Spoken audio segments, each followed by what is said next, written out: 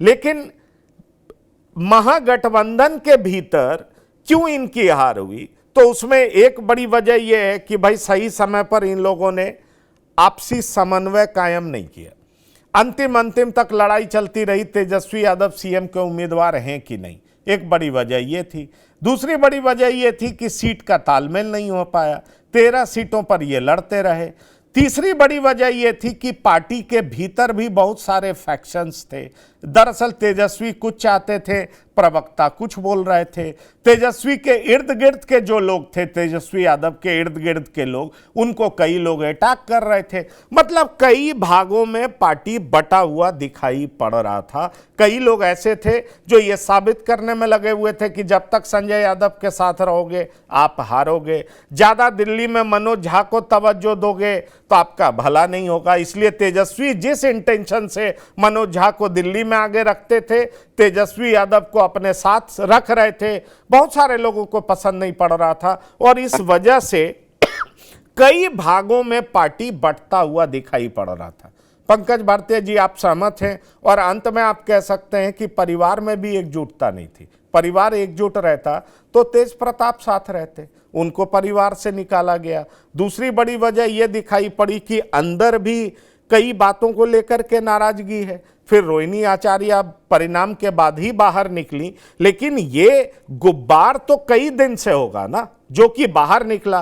तो परिवार में एकजुटता नहीं, साथ ही साथ पार्टी में एकजुटता नहीं, फिर घटक दलों के बीच में समन्वय नहीं। कई सारे फैसले जो तेजस्वी यादव करना चाहते थे, उनके पार्टी के लोग उनकी काट में दिखाई पड़ते थे। इसलिए जो मैसेज देना चाहते थे तेजस्वी यादव, वो मैसेज जनता के बीच में जा नहीं सका। क्या कहते हैं पंकज भारती जी?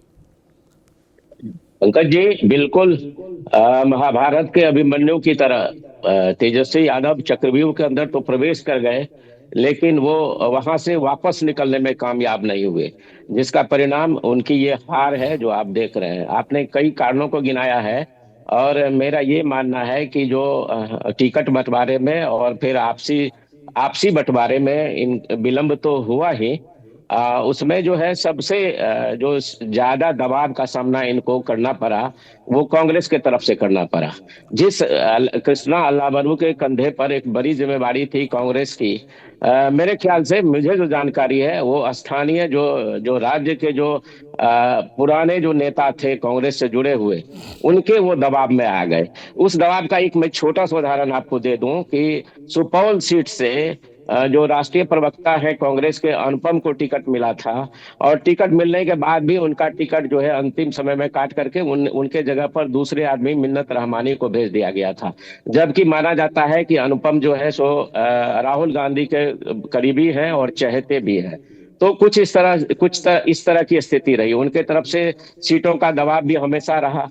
तो एक ये रही। इसके बाद जो है सो मुकेश सहनी भी खेल बिगाड़ने में बड़े जिम्मेवार माने जा सकते हैं। उनका भी दबाव रहा। वो अपनी बात मनवाने में भी सफल रहे कि जो उन्हें डिप्टी सीएम का पद चाहिए। ये डिप्टी सीएम उनके लिए जो ये घोषणा हुई, ये एक बड़ा फैक्टर हो गया, जो निगेटिव हो गया, खास करके तेजस्वी के लिए। हम आ जाते हैं सीमांचल के इलाके में, जहाँ के ओवैसी ने अपना परचम लहराया। 5 सीटें वो जीतने में कामयाब रहे। उन उन उन उनके उनके कई कार्यक्रम में मैं भी गया था, उनकी जनसभा में गया था। बस वो 2 ही बात कहा करते थे। पहली बात थी कि जो आपके साथ अभी तक जो आपके जो तथाकथित रहनुमा हैं, उन्होंने आपके साथ इंसाफ नहीं किया है।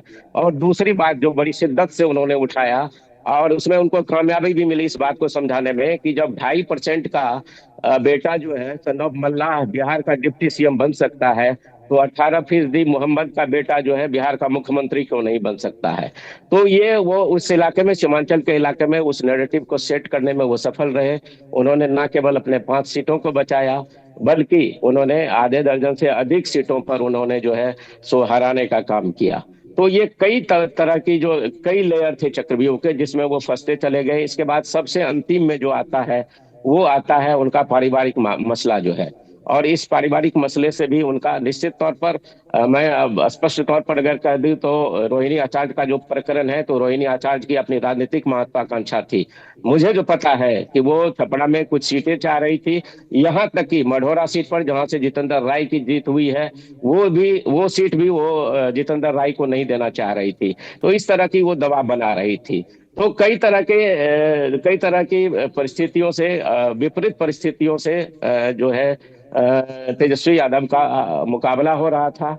और इन तमाम चक्रव्यूह में फंसकर वो उलझ कर रह गए, और परिणाम वही हुआ जो अभी आपके सामने में है, पंकज जी।